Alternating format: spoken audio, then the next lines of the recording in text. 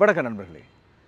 இலங்கை ஆஸ்திரேலிய அணிகளுக்கு இடையிலான டெஸ்ட் தொடர் ஆரம்பிக்க போகிறது. 2 டெஸ்ட் போட்டிகள் தான். ஆனால் இந்த 2 போட்டிகள் மீது ஏன் இத்தனை ஆர்வம் என்று சொல்லி கேட்டால், இந்த புது வருடத்தில் இலங்கையில் இடம்பெற போகின்ற முதலாவது டெஸ்ட் தொடர் இது.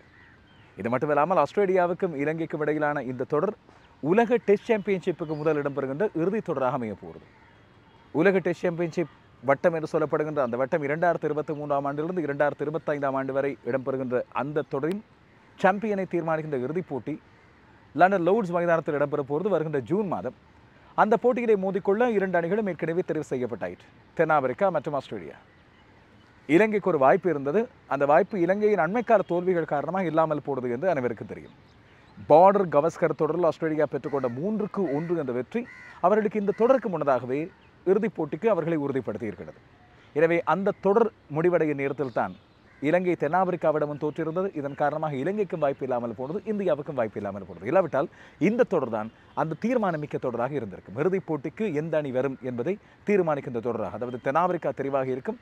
தென்னாப்பிரிக்காவோடு இறுதிப் போட்டியில் மோதப் போகின்ற அடுத்த அணி எது என்பதை தீர்மானிக்கின்ற தொடராக இந்த தொடர் அமைந்திருக்கும். என்ன செய்ய, இப்போது ஒரு ஆறுதல் வெற்றிக்காக இலங்கையும் போராடுகிறது. உலக டெஸ்ட் சாம்பியன்ஷிப் இறுதிப் போட்டிக்கு செல்வதற்கு முதல் ஒரு பயிற்சிக்களமாக இதை காலி மைதானத்தை ஆஸ்திரேலியா பயன்படுத்திக் கொள்ள போகிறது. ஆனால் லண்டன் லோர்ட்ஸ் மைதானத்துக்கும் காலி மைதானத்துக்கும் இடையில் எந்த விதமான சம்மதமும் கிடையாது. எனவே இந்த தொடர் பற்றி வான் முரளிதரன் தொடர் என்று அழைக்கப்படுகின்ற இந்த கிண்ணம், அதற்கு இருக்கின்ற சிறப்பு பற்றி, சில வரலாறுகள், சில மோதல்கள், சில சுவாரஸ்யமான சம்பவங்கள் பற்றி ஆராய்வது இந்த காணொலியின் நோக்கம். காணொலிக்குள் வரவேற்கிறேன். வான் முரளிதரன் டிராஃபி என்று அழைக்கப்படுகின்ற இலங்கை ஆஸ்திரேலிய அணிகளுக்கு இடையிலான டெஸ்ட் தொடர் பற்றிய சில சுவாரஸ்யமான குறிப்புகளோடு ஒரு முன்னோட்டம். பொதுவாக கிரிக்கெட் தொடர்களை பொறுத்தவரையில் 2 நாடுகளுக்கு இடையிலான தொடர்களாக இடம்பெறும் போது தங்களது முன்னாள் அணி வீரர்களை கௌரவிக்கும் விதமாக அவர்களது பெயர்களை இட்டு கிண்ணங்களை உருவாக்கி அதன் அடிப்படையில் தொடர்கள் ஆடப்பட்டு வருவது வழமை. எங்களில் பல பேருக்கு பல தொடர்கள் அவ்வாறு ஞாபகம் வரும். இதிலே அண்மை காலமாக மிக பிரபலமானது பார்டர் கவஸ்கர் கிண்ண தொடர். ஆஸ்திரேலிய இந்திய அணிகளுக்கு இடையில் உலகத்தின் 2 பெரும் டெஸ்ட் நாடுகளுக்கு இடையில் இடம்பெறுகின்ற தொடர். 10,000 ஓட்டங்களை முதலில் கடந்த 2 வீரர்கள் சுனில் கவாஸ்கர் மற்றும் அலன் பார்டர் ஆகியோரது பெயரோடு ஆடப்பட்டு வருகிறது. ஒரு 30 ஆண்டுகள் தான் இந்த தொடர். ஆனால் அண்மை காலமாக மிக பிரபலமாக இருப்பது அது. இலங்கை ஏற்கனவே மேற்கிந்திய தீவுகளோடு ஆடுகின்ற தொடருக்கு பெயர் வைத்திருக்கிறது. சோபர்ஸ் திசரா தொடர் என்று சொல்லி அதற்கு பெயரிடப்படுகிறது. இலங்கையின் முன்னாள் அணித்தலைவரும் மேற்கிந்திய தீவுகளின் முன்னாள் அணித்தலைவரும் அதுபோல இலங்கையின் முதலாவது பயிற்றுவிப்பாளருமான காஃபில் சோபர்ஸ் மற்றும் இலங்கையின் மைக்கேல் திசரா ஆகியோரது பெயரோடு ஆடப்படுகின்ற தொடராக அது அமைந்திருக்கிறது. இதுபோல மிக பிரபலமான இன்னும் ஒரு நாள் தொடராக இடம்பெறுவது ஆஸ்திரேலிய நியூசிலாந்து அணிகளுக்கு இடையில் தத்தம் அணித்தலைவர்களான சாப்பெல் ஹேட்லி ஆகியோரது பெயர்களை வைத்து சாப்பெல் ஹேட்லி தொடர்ந்து இதுபோல ஒற்றை பெயர்களோடு ஆடப்படுகின்ற தொடர்களும் இருக்கின்றன. உதாரணமாக பிராங்க் ஃபாரல் டிராஃபி என்று சொல்லப்படுகின்ற மேற்கிந்திய தீவுகளின் முதலாவது கருப்பின தலைவரது பெயரோடு ஞாபகப்படுத்தப்படுகின்ற தொடராக ஆஸ்திரேலிய மேற்கிந்திய தீவுகள் அணிகளுக்கு இடையிலான தொடர் ஆடப்படும். இதுபோல இங்கிலாந்து இந்திய அணிகளுக்கு இடையிலான தொடருக்கு இந்தியாவின் மறக்க முடியாத டெஸ்ட் தலைவர்கள் ஒருவராக விளங்கிய நவாப் பட்டோடி அவர்களது பெயர் இடப்பட்டுகின்றது. இப்படி பல்வேறு தொடர்கள் இடம்பெற்று வரும் வேளையில் இலங்கை ஆஸ்திரேலிய அணிகளுக்கு இடையிலான டெஸ்ட் கிரிக்கெட் வரலாறு மிக நீண்டது. நாங்கள் முரளிதரன் வான் ஆகியோரது பெயரால் உருவாக்கப்பட்ட இந்த வான் முரளி டிராஃபியை வைத்துக்கொண்டு இது 2007ஆம் ஆண்டு தான் முதல் தடவையாக பெயரிடப்பட்டு ஆடப்பட்டது. எனவே ஒரு 18 ஆண்டுகள் தானா என்று சொல்லி கேள்வி எழுப்பினால் இல்லை, 43 ஆண்டுகள் இந்த 2 நாடுகளுக்கு இடையிலான டெஸ்ட் தொடர்கள் இடம்பெற்று வருகின்றன. 1982ஆம் ஆண்டு முதல் தடவையாக ஆஸ்திரேலியா இலங்கைக்கு வந்திருந்தது. அன்றிலிருந்து ஆடப்பட்டு வருகின்ற இந்த தொடருக்கு 25 ஆண்டுகள் நிறைவேற்றதை முன்னிட்டு ஸ்ரீலங்கா கிரிக்கெட் 2007ஆம் ஆண்டு கிரிக்கெட் ஆஸ்திரேலியாவிடம் ஒரு வேண்டுகோள் ஒன்றை முன்வைத்திருந்தது. இலங்கையின் தலை சிறந்த சுழல் பந்து வீச்சாளரும் முரளிதரன், ஆஸ்திரேலியாவின் தலை சிறந்த சுழல் பந்து வீச்சாளரான ஷேன் வானும் 2 பேரையும் ஞாபகப்படுத்தி 2 பேரும் அப்போது கிரிக்கெட் போட்டிகளில் ஆடிக்கொண்டு வருகின்ற ஒரு காலத்திலே 2 பேரது நினைவாக ஒரு தொடரொன்றை உருவாக்கலாமா என்று உடனடியாக கிரிக்கெட் ஆஸ்திரேலியாவும் அதற்கு சாதகமான பதிலொன்றை வழங்கியது. எனவே தான் 2007ஆம் ஆண்டு முதல் தடவையாக பெயரிடப்பட்டு வான் முரளி கிண்ணம் என்று சொல்லி இந்த கிண்ணத்துக்கு பெயரிடப்பட்டு 2 அணிகளும் இப்பொழுது ஆடி வருகின்றன. வான் முரளிதரன் கிண்ணத்தின் மிக பெரும் சிறப்பே இந்த 2 சுழல் பந்து வீச்சாளர்களின் வலது கரங்கள், பந்தை சுழற்றுகின்ற கரங்கள் இந்த கிண்ணத்திலேயே வடிவமைக்கப்பட்டிருப்பதுதான். அதுவும் ஷேன் வானின் லெக் ஸ்பின்னும் முரளிதரனின் ஆஃப் ஸ்பின்னும் எவ்வாறு தங்களுடைய மணிக்கட்டு மற்றும் விரல்களால் திருப்பப்படுமோ அதை தத்துரூபமாக அப்படியே கிண்ணத்திலே செதுக்கி இருக்கின்றார்கள். 1982ஆம் ஆண்டு முதல் இடம்பெற்று வருகின்ற இந்த தொடர்களில் இப்போது 2025ஆம் ஆண்டு வரை இடம்பெற்று வந்தாலும் 2007 முதல் இது இடம்பெற்று வருவதன் காரணமாக கடந்த 18 ஆண்டுகளாகத்தான் இது வான் முரளி டிராஃபி என்று ஆடப்பட்டு வருவதும் அதன் பெறுபவர்களை தனியாக பல பேர் பார்க்கின்றார்கள். ஆனால் ஒட்டுமொத்தமாக நாங்கள் இலங்கை ஆஸ்திரேலிய அணிகளுக்கு இடையிலான தொடராக பார்க்கும் போதும் இதன் பெறுபவர்கள் கொஞ்சம் வித்தியாசமாக இருக்கும், சாதனை குறிப்புகள் வித்தியாசமாக இருக்கும். எனவே நான் இரண்டையும் சேர்த்து இந்த விடயங்களில் கொண்டு வருகிறேன். தனித்தனியாகவும் ஒரு சில முக்கியமான விடயங்களை சொல்ல வேண்டும், அதை பற்றியும் சொல்லலாம். ஆனால் ஷேன் வார்ன், முரளிதரன் இந்த இரண்டு பேருக்கு இடையிலான விக்கெட்டுகளுக்கான போட்டி, ஒருவர் 800 விக்கெட்டுகள், இன்னொருவர் 708 விக்கெட்டுகள். ஷேன் வார்னும் முரளியும் சமகாலத்தில் ஒருவரை ஒருவர் முந்திக் கொண்டு இருந்தார்கள். இறுதியாக ஷேன் வார்ன் ஓய்வு பெற்ற பிறகு முரளி அவரை முந்திக் கொண்டார்.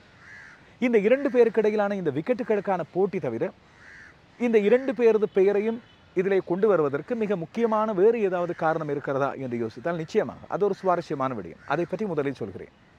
இலங்கை கிரிக்கெட் ரசிகர்களால் பல கிரிக்கெட் வீரர்கள் ரசிக்கப்படுவார்கள். காலாகாலமாக வெளிநாட்டு வீரர்களை ரசிக்கின்ற ஒரு பண்பும் இலங்கையிலே இருக்கிறது.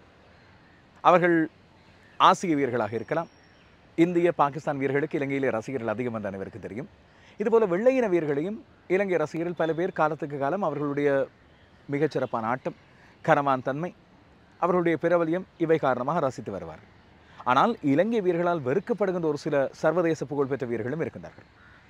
காரணங்கள் ஒன்று இலங்கையை பற்றி அவர்கள் கிண்டல் அடித்ததாக இருக்கும், இல்லாவற்றில் இலங்கையை தோற்கடித்ததாக இருக்கும், இல்லாவற்றில் இன்னும் பல்வேறு காரணங்கள் இருக்கும். அப்படி இலங்கை ரசிகர்களால் இன்றும் கூட ஒரு சிலரால் வெறுக்கப்படுகின்ற ஒருவராக இருந்தவர் ஷேன் வார்ன்.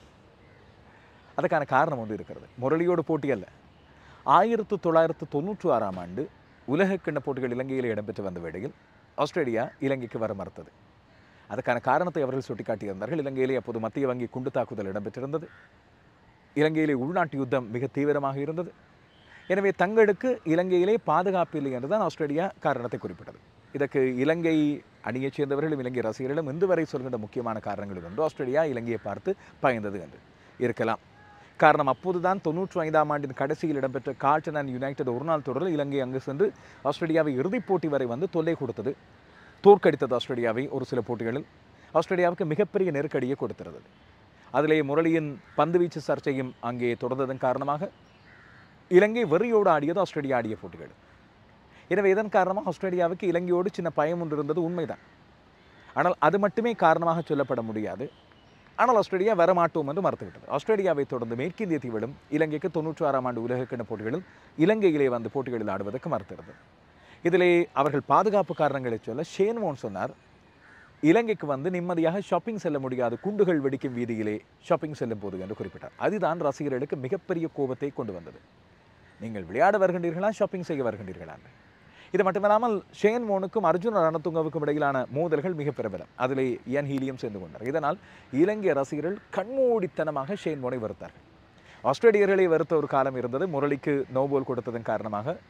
இதுபோல இலங்கைக்கு வந்த தொடர்களில் ஒரு சில இடங்களில் ஆஸ்திரேலிய வீரர்கள் கொஞ்சம் அழாப்பு விளையாட்டுகளை காண்பித்த சம்பவங்களும் இடம்பெற்றிருந்தன. ஜஸ்டின் லங்கர் அதில் மிக பிரபலம்.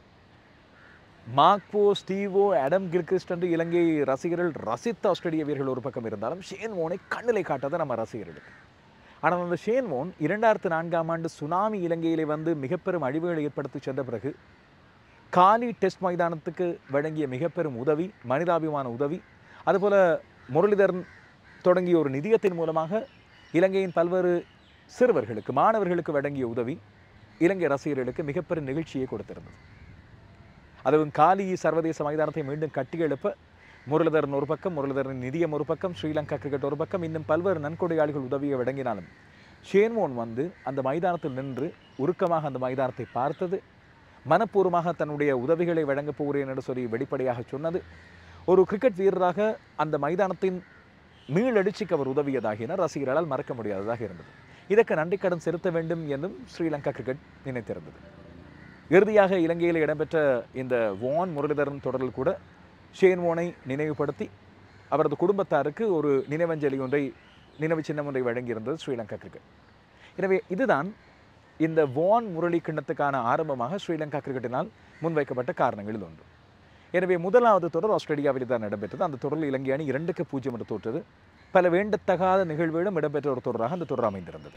ஷேன் வார்னை முந்துவதற்கு 9 விக்கெட்டுகள் இருந்தும் ரிக்கி பாண்டிங்கின் தலைமையிலான ஆஸ்திரேலியா சபதம் எடுத்து முரளியை அந்த 9 விக்கெட்டுகளை எடுக்க விடாமல் செய்தது.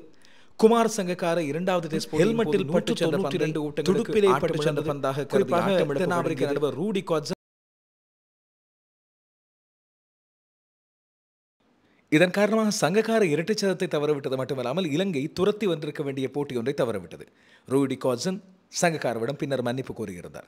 ஆஸ்திரேலியா 2 போட்டிகளிலும் இலங்கையை வதைத்து வென்றது. தேர்வாளர் குழுவின் பின்னர் இத்தொடரோடு மாவன் அத்தபோது தன்னுடைய ஓய்வையும் நேரடியாக இலங்கை கிரிக்கெட் சபையையும் தேர்வாளர்களையும் விமர்சித்திருந்தார். ஆனால் வான் முரளிதரன் டிராஃபி என்று பெயரிடப்பட்டு இந்த தொடர் ஆரம்பித்த வேளையில் ஷேன் வார்ன் ஓய்வு பெற்றுவிட்டார். ஷேன் வார்ன் அதே வருடம் 2007ஆம் ஆண்டு ஜனவரி மாதத்தின் அதாவது வருடத்தின் ஆரம்பத்திலேயே இங்கிலாந்துடனான ஆஷஸ் டெஸ்ட் தொடரின் இறுதிப் போட்டியோடு ஓய்வு பெற்றுக் கொண்டார். இந்த தொடர் ஆடப்பட்டது நவம்பர் மாதம்.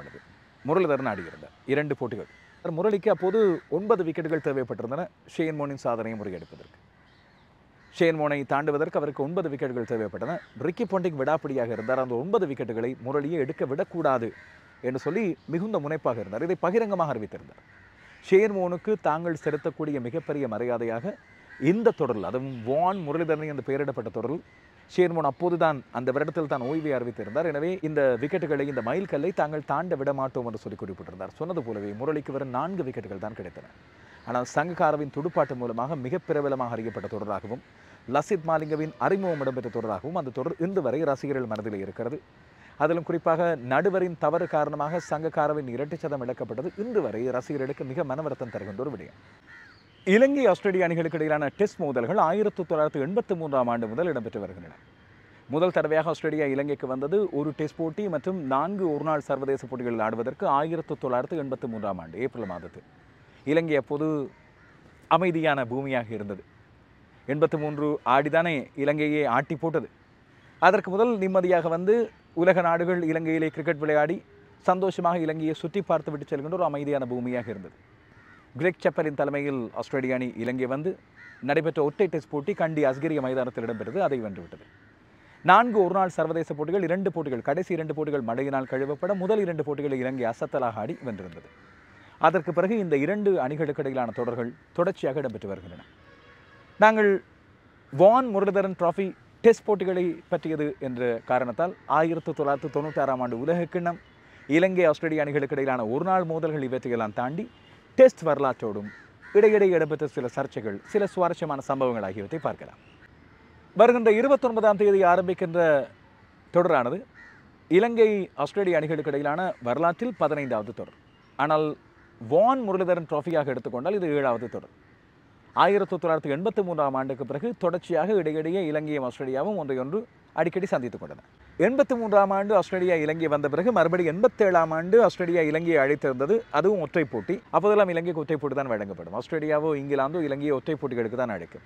அந்த ஒற்றை போட்டியிலும் இலங்கை தோற்று போனது. மறுபடி 89-90 இலங்கையை அழைத்திருந்தது 2 போட்டிகள் கொண்ட தொடருக்கு. அதில் 1-0 ஒரு போட்டியை வெற்றி தோல்வியின்றி இலங்கை முடித்துக் கொண்டது. மிகச்சிறப்பான ஆட்டத்தை வெளிப்படுத்தி அரவிந்த் டி சில்வா கலக்கியிருந்தார். ரட்டாக்குகள், அசந்தா டிமேல் போன்றோர் இலங்கையிலே உருவாகி இலங்கை மிகச்சிறப்பான பெறுபர்களை இப்பொழுது காண்பிக்க ஆரம்பிக்கிறது. இலகுவாக தோற்கடிக்கப்பட முடியாத அணியாக மாறிக்கொண்டிருக்கிறது என்பதை ஆஸ்திரேலியர்கள் புரிந்து கொள்ள ஆரம்பித்தார்கள். அரவிந்த் டி சில்வாவின் துடுப்பாட்டத்துக்கு கிடைத்த வரவேற்பு அவரை நியூசிலாந்திலே ஒப்பந்தம் செய்து பிராந்திய அணிகளுக்காக ஆடுவதற்காக அடித்திருந்த வரை வந்தது. அதுபோல் ஆஸ்திரேலிய பிராந்தியங்களும் அரவிந்த் டி சில்வாவை ஒப்பந்தம் செய்ய முனைந்திருந்தாலும் இலங்கைக்கு அப்போது இடம்பெற்று வந்த தொடர்கள் காரணமாக அரவிந்த் டி சில்வா செல்லவில்லை என்று அப்போது சொல்வார்கள். யுத்தம் நடைபெற்றுக் கொண்டிருந்த காலமாக இருந்தாலும் கூட ஓரளவு அமைதி நிலவிய ஒரு காலமாக இருந்த வேளையில் 92ஆம் ஆண்டு முதல் தடவையாக சரித்திரபூர்வமான தொடர் ஒன்றை மேற்கொண்டு 3 போட்டிகள் கொண்ட தொடருக்காக ஆஸ்திரேலியா இலங்கை வந்தது. அலன் பார்டரின் தலைமையிலான அந்த தொடர் ஏன் சரித்திரபூர்வமானது என்று சொல்கிறேன் என்று சொன்னால், என்னை பொறுத்தவரையில் தனிப்பட்ட முறையில் சரித்திரபூர்வமானது. நான் முதல் தடவையாக ஒரு டெஸ்ட் போட்டியை நேரடியாக சென்று பார்த்தது அந்த காலகட்டத்திலே தான். கொழும்பு SSC மைதானத்தில் இடம்பெற்ற போட்டி. ஆஸ்திரேலிய அணி கடைசி நாளில், கடைசி வேளையில் அந்த போட்டியை தனதாக்கியது. முதல் 4.5 நாட்கள் ஆதிக்கம் செலுத்தி வந்த இலங்கையை இறுதி நேரத்தில் ஆஸ்திரேலியா அலன் பார்டரின் சாதுரியத்தன்மை காரணமாக வீழ்த்தியது. அதுவரை காலமும் பெரிதாக அறியப்படாமல் இருந்த ஒரு பிளாண்ட் ஹேர் சுழல் பந்து வீச்சாளர் ஷேன் வார்ன் தன்னுடைய மேஜிக்கை காண்பித்து அர்ஜுன ரணதுங்க தலைமையிலான இலங்கை அணிக்கு மிகப்பெரிய ஏமாற்றத்தை கொடுத்தார். SSC மைதானத்தில் சரித்திரபூர்வமான வெற்றியை பெறுவதற்கும் அடுத்த நாள் விடுமுறையை கூறி பெற்றுக் கொள்வதற்குமாக காத்திருந்த இலங்கை ரசிகர்களுக்கு மிகப்பெரிய ஏமாற்றம்.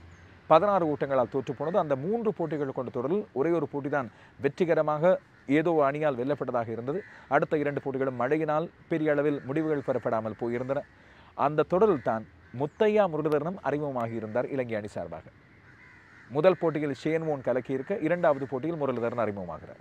95-96 பருவகாலத்தில் இலங்கை ஆஸ்திரேலியா அடித்திருந்தது. ஆஸ்திரேலியாவுக்கு 3 போட்டிகளிலும் இலங்கை தோற்றுப்போன மிக மோசமான தொடராக சரித்திரமும் சர்ச்சை நிறைந்த தொடராக மாறுகிறது. அப்போது உலகளவில் பேசப்படக்கூடிய ஒரு சுழல் பந்து வீச்சாளராக தன்னுடைய மாயாஜால சுழல் பந்து வீச்சு மூலமாக வித்தைகளை காண்பிக்க ஆரம்பித்திருந்த முத்தையா முரளிதரன் நோபல் வழங்கப்பட்டார். ஆஸ்திரேலிய நடுவர் டேரல் ஹேர்னா குறிவைக்கப்பட்டு முரளிதரன் தாக்கப்பட்டிருந்தார் என்று சொல்லப்படுகிறது. ஆஸ்திரேலியாவின் ஸ்லெட்ஜிங் ஒரு பக்கம், ரிக்கி பாண்டிங் அப்போதான் அறிமுகமாகி வருகிறார். பொங்கி பிரவாகிக்கின்ற இளமையோடு அதிரடி துடுப்பாட்டத்தை அவர் நிகழ்த்தி கொண்டிருக்கிறார் ஒரு பக்கம். ஆனால் இலங்கையை போட்டு வதைத்தெடுத்தார்கள் இந்த முரளிதரின் நோபோல் மூலமாக. 3 போட்டிகளையும் ஆஸ்திரேலியா வென்றெடுத்தது. இதுதான் இலங்கைக்கு உலகக்கிண்ணம் வெல்வதற்கும் அடுத்து வந்த 2 தசாப்தங்களில் இலங்கை ஒரு மிக முக்கியமான அணியாக வளர்வதற்கும் விதை போட்ட ஒரு தொடர் என்று சொல்லப்படுகிறது. அந்த வகையில் ஆஸ்திரேலியர்களுக்கு நாங்கள் ஒரு வகையில் நன்றியை சொல்லிக் கொள்ளலாம். முரளி அந்த சவாலை கடந்து பின்னர் எவ்வாறு அதை ஆஸ்திரேலிய மண்ணைச் சேர்ந்த ஷேன் வார்னை வீழ்த்தி உலக சாதனையாளராக மாறினார் என்பதும் தனி வரலாறு. எனவே இலங்கை அதுவரை காலமும் எந்த ஒரு டெஸ்ட் போட்டியையும், ஒற்றை டெஸ்ட் போட்டியை கூட ஆஸ்திரேலிய அணிக்கு எதிராக வெல்ல முடியவில்லை இலங்கையிலே வைத்து. 99ஆம் ஆண்டு அந்த சரித்திரம் நிகழ்ந்தது. சனத் ஜெயசூரிய தலைமையிலான இலங்கை அணி, அந்த அணியில் அப்போது அர்ஜுனா ரணதுங்க, அரவிந்த் டி சில்வா ஆகியோரும் இடம்பெற்றிருந்தார். கண்டி அப்போதைய முதலாவது டெஸ்ட் போட்டியில் இலங்கை அணி வெற்றியை பெற்றுக் கொண்டது. காலியிலும் எஸ்எஸ்சியிலும் இடம்பெற்ற அடுத்த 2 போட்டிகளும் வெற்றி தோல்வியுடைய முடிவை கண்டன. இலங்கை அணியின் துல்லியமான பந்துவீச்சு இலங்கைக்கான வெற்றியை பெற்றுக் கொடுத்திருந்தது. ஒரு பக்கம் ரிக்கி பாண்டிங்கின் மிகச் சிறப்பான 2 இன்னிங்ஸ் துடுப்பாட்டமும் அரவிந்த் டி சில்வாவின் போராட்டகரமான துடுப்பாட்டம். ஆனால் கண்டி அஸ்கரிய போட்டி அதைவிட பிரபலமானது ஸ்டீவ் வோ, ஜேசன் கிலஸ்பி ஆகியோருக்கு இடையிலே இடம்பெற்ற ஒரு விபத்து காரணமாக மேலே சென்ற பிடியொன்றை எடுக்க முனைந்த வேளையிலே வேகமாக ஓடி வந்த 2 பேரும் தற்செயலாக ஒருவரோடு மோதிக்கொண்டார்கள். இதன் காரணமாக ஸ்டீவ் ஓவின் மூக்குடைந்தது, ஜேசன் கிலஸ்பிக்கும் உபாதை ஏற்பட்டது. ஸ்டீவோ இரத்தம் ஒழுக ஒழுக மைதானத்திலிருந்து வெளியேறிய புகைப்படம் இன்று வரை அந்த போட்டி எவ்வளவு கடினமாக இருந்தது, அதுவும் ஆஸ்திரேலியாவுக்கு மிக கவலையை கொடுத்தது என்பதற்கான ஒரு சான்றாக அமைந்திருக்கிறது. ஜேசன் கிலஸ்பியும் உபாதை அடைந்திருந்தார். அடுத்து வந்த 2 போட்டிகளும் வெற்றி தோல்வியற்ற முடிவை கண்டன. எனவே இலங்கை சரித்திரபூர்வமான தன்னுடைய முதலாவது டெஸ்ட் தொடர் வெற்றியை ஆஸ்திரேலியாவுக்கு எதிராக ஜெயசூரியவின் தலைமையில் பெற்றுக்கொண்டது. அதைத் தொடர்ந்து வந்த 4 தொடர்களில் ஆஸ்திரேலியா தொடர்ச்சியாக வென்று கொண்டு வந்தது. 2003, 2004 ஆஸ்திரேலியா அந்த தொடரை வென்றெடுத்திருந்தது 3-0 என்று. இது இடம்பெற்றது இலங்கையிலே வைத்து. இலங்கையை வெள்ளை அடித்து விட்டு போனது ஆஸ்திரேலியா பழி தீர்த்துக் கொண்டதாக சொல்லிக் கொண்டது. 99ஆம் ஆண்டு இலங்கை 1-0 சிக்கலான ஒரு கட்டத்தில் இருந்தது வெற்றியாக மாற்றிக்கொண்டது ரிக்கி பாண்டிங் தலைமையிலான ஆஸ்திரேலிய அணி. தலைவராக, இடைக்கால தலைவராக ஹஷாந்த் திலகரட்ட நியமிக்கப்பட்டிருந்தார். அணிக்குள்ளே பெரிய அளவில் ஒற்றுமை இல்லை. இளம் வீரர்களும் அனுபவம் வாய்ந்த வீரர்களும் அணியில் இருந்தாலும் கூட வெற்றி பெறுகின்ற நோக்கம் அவர்களிடம் இருக்கவில்லை என்று சொல்லப்பட்டது. ஷேன் வார்ன் அப்போதைய இலங்கை அணி தலைவர் ஹஷாந்த் திலகரட்டவின் விக்கெட்டை வீழ்த்தி தன்னுடைய 500வது டெஸ்ட் விக்கெட்டை பெற்றுக் கொண்டிருந்தார்.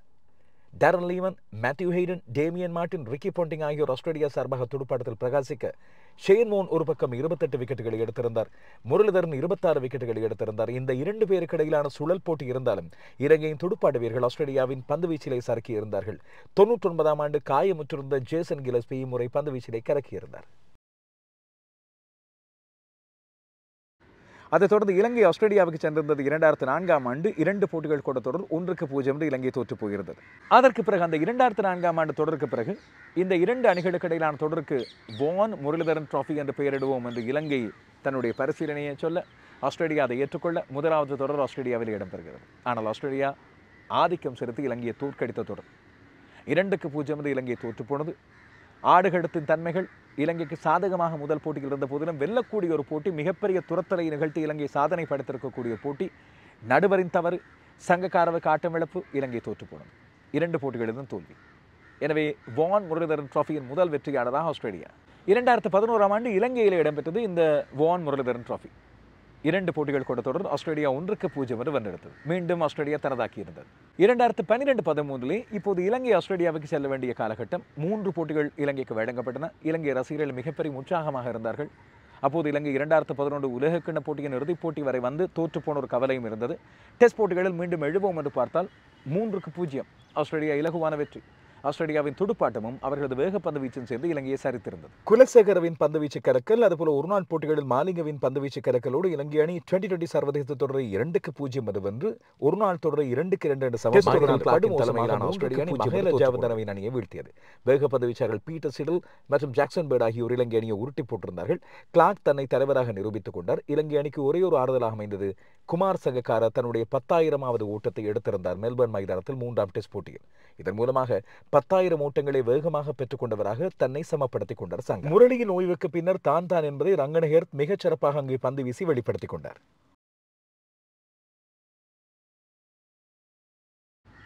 அதற்கு பிறகுதான் இலங்கைக்கு பழிவாங்கும் காலம் ஒன்று தேவைப்பட்டது. ஒரு தொடர் இலங்கையில் இடம்பெறுகின்ற தொடரில் இலங்கை ஒரு போட்டியாவது வென்று தொடரை வெல்ல வேண்டும் என்று ரசிகர்கள் ஆவலோடு எதிர்பார்த்திருந்தார்கள். அது 2016ஆம் ஆண்டு தொடர். ஆஸ்திரேலியா இலங்கைக்கு வந்தது. 3 போட்டிகள் 3லுமே இலங்கை வென்றது. அசத்தலான வெற்றி, கலக்கலான வெற்றி. இலங்கையின் சுழல் பந்து வீச்சு நாயகர்கள் உருட்டி எடுத்திருந்தார்கள்.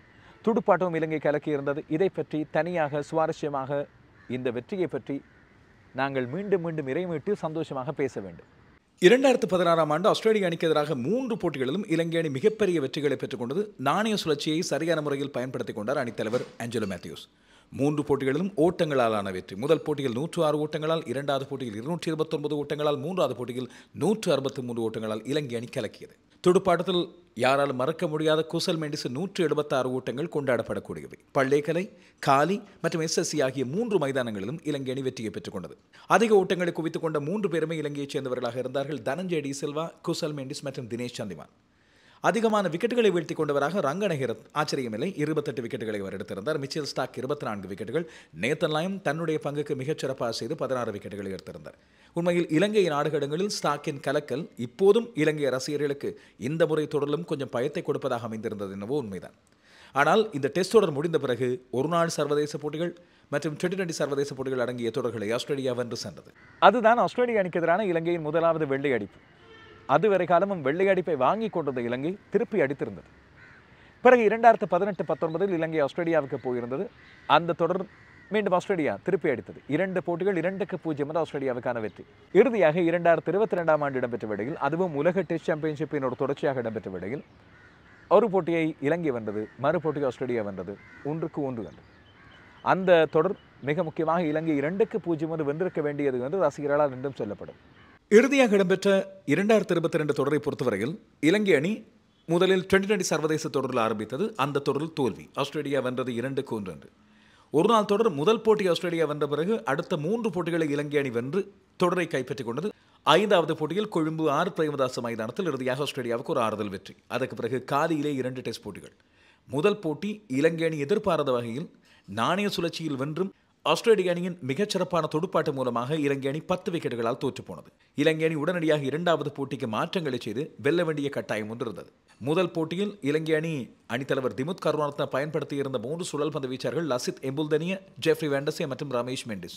வேகப்பந்து வீச்சாளராக ஒரே ஒருவர் அசித் பெர்னாண்டோவை கொண்டு வந்திருந்தார். ஆஸ்திரேலிய அணி முதலில் நேத்தன் லாயனின் பந்துவீச்சு மூலமாகவும், அதுபோல பிறகு உஸ்மான் கவாஜா மற்றும் கேமரூன் கிரீன் ஆகியோரது துடுப்பாட்டு மூலமாகவும் இலங்கை அணியின் சவாலை முறியடித்தது. 2ஆம் இன்னிங்ஸிலும் மீண்டும் நேத்தன் லாயன் 4 விக்கெட்டுகளை எடுக்க டிராவிஸ் ஹெட்டின் பந்து வீச்சும் சேர்த்து இலங்கையை சோதித்திருந்தது. 10 விக்கெட்டுகளால் இலகுவான வெற்றி ஒன்று. 2வது மறுதியமான போட்டிக்கு இலங்கை அணி உடனடியாக மாற்றங்களை கொண்டு வந்து இன்னிங்ஸினால் வெற்றியை பெற்றுக் கொண்டது. பிரபாத் ஜெயசூரிய வந்தார். 12 விக்கெட்டுகளை எடுத்து கலக்கியிருந்தார். அவரது அறிமுக போட்டி இது. பிரபாத் ஜெயசூரிய தன்னை யார் என்று அறிமுகப்படுத்திய தொடராக அந்த தொடர் அமைந்திருந்தது. அதுவும் ஆஸ்திரேலியா முதலாம் இன்னிங்ஸில் மானஸ் லபிஷேன், ஸ்டீவ் ஸ்மித் ஆகிய 2 பேரும் சதங்களை பெற்றுக்கொண்ட பிறகும் அவர்களால் வெற்றியை பெற்றுக்கொள்ள முடியாமல் அதை தடுத்தது தினேஷ் சந்திமானின் இரட்டை சதம் இன்று வரை கொண்டாடப்படுகிறது.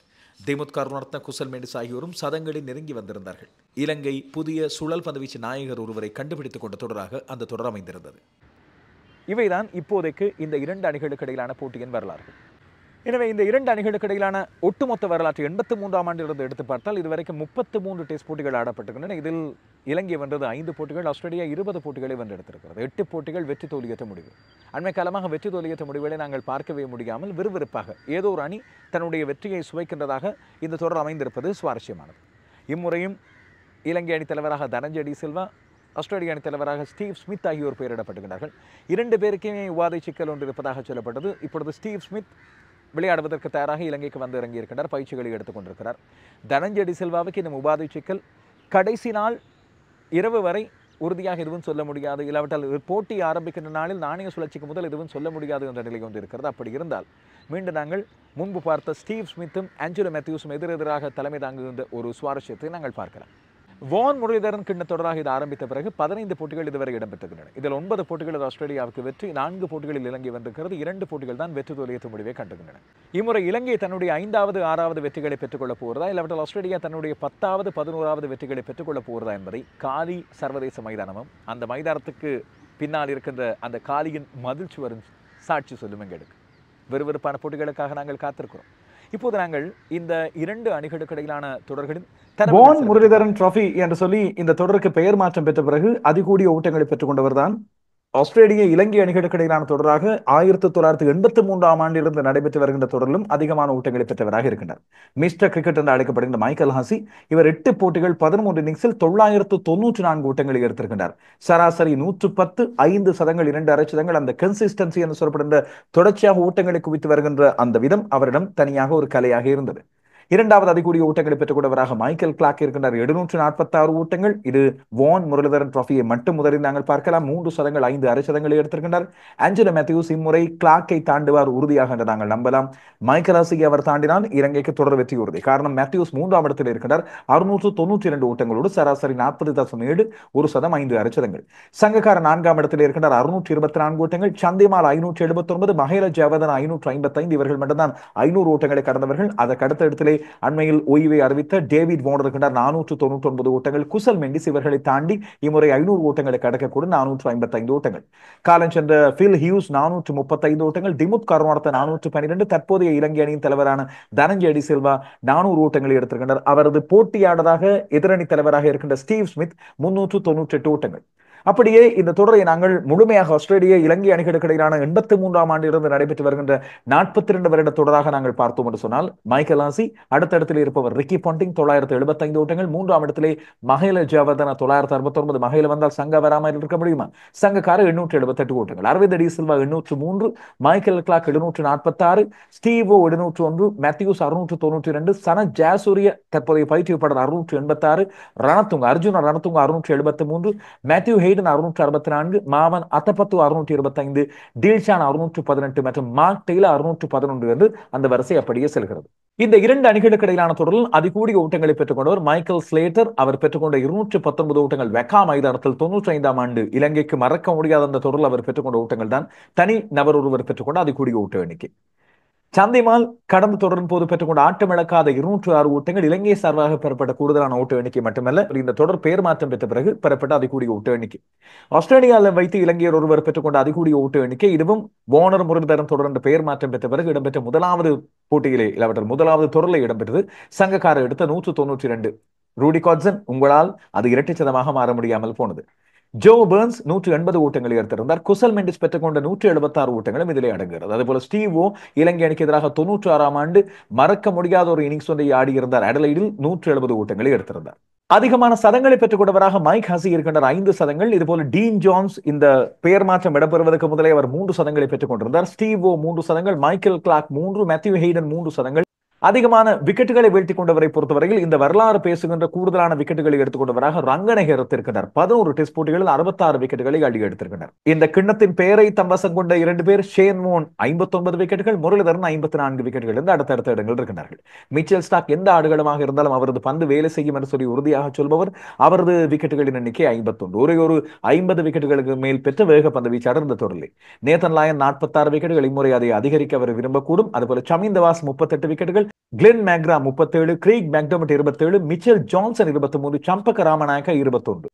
வான் முரளிதரன் கிண்ணத்தொடரில் பெறப்பட்ட மிகச்சிறந்த பந்துவீச்சு ரங்கநேகரத்துக்குரியது. 64 ஓட்டங்களுக்கு 7 விக்கெட்டுகள். அதுபோல 157 ஓட்டங்களுக்கு 7 விக்கெட்டுகளையும் வீழ்த்தியிருந்தார். இரண்டுமே கொழும்பு SSC மைதானத்தில் 5 வருட இடைவெளிகள். ஒன்று 2011, இன்னும் ஒன்று 2016ஆம் ஆண்டு. பேட் கமின்ஸ் இலங்கை அணிக்கு எதிராக 23 ஓட்டங்களுக்கு 6 விக்கெட்டுகளை பிரிஸ்பேர்ன் மைதானத்தில் வீழ்த்தியிருந்தார் 2019ஆம் ஆண்டு. மிச்சல் ஸ்டார்க் காலி மைதானத்தில் வைத்து 50 ஓட்டங்களுக்கு 6 விக்கெட்டுகள். பிரபாத் ஜெயசூரிய தன்னுடைய அறிமுக போட்டியில் 59 ஓட்டங்களுக்கு 6 விக்கெட்டுகள். டில்ருவான் பெர்ரா 70 ஓட்டங்களுக்கு 6 விக்கெட்டுகள். ரங்கநேகரத் 6 விக்கெட் பிரதி. பிரபாத் ஜெயசூரிய தன்னுடைய அறிமுக போட்டியில் 2 இன்னிங்ஸிலும் தலா 6 விக்கெட்டுகளை எடுத்திருந்தார். அதுவும் இதிலே உள்ளடங்கும். ஆஸ்திரேலிய இலங்கை அணிகளுக்கு இடையிலான தொடராக இடம்பெற்ற வேளையில் பெறப்பட்ட மிகச்சிறந்த பந்துவீச்சு பிரதி, ஒரே ஒரு வேக பந்து வீச்சாளர் பெற்றுக்கொண்ட 7 விக்கெட் பிரதி மைக்கேல் காஸ்ப்ரோவிச் இலங்கை அணிக்கு எதிராக டாவின் மைதானத்தில் 2004ஆம் ஆண்டு தொடரின் போது 39 ஓட்டங்களுக்கு 7 விக்கெட்டுகளை வீழ்த்தியிருந்தார். முரளிதரின் சிறப்பான பந்துவீச்சு பிரதி 59 ஓட்டங்களுக்கு 6 விக்கெட்டுகள். இதை வேளையிலே ஷேன் வார்ன் முரளியின் போட்டியாளர், இந்த தொடரின் மற்றொரு பெயருக்கு சொந்தக்காரர். அவர் 43 ஓட்டங்களுக்கு 5 விக்கெட்டுகளை ஒரு தடவை காதி மைதானத்தில் 2004ஆம் ஆண்டு வீழ்த்தியிருந்தார்.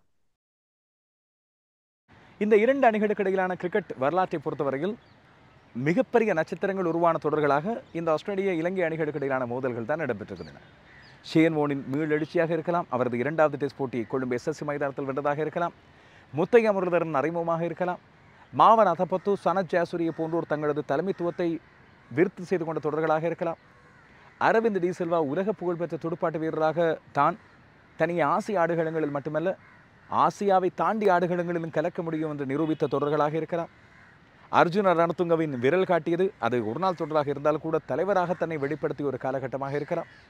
இதுபோல் ஆஸ்திரேலியாவை பொறுத்தவரையிலும் நேத்தன் லயன் தன்னுடைய முதலாவது விக்கெட்டை முதல் பந்திலேயே சங்கக்காரவை இங்கே காலி மைதானத்தில் வைத்து ஆட்டமிழக்க செய்தது.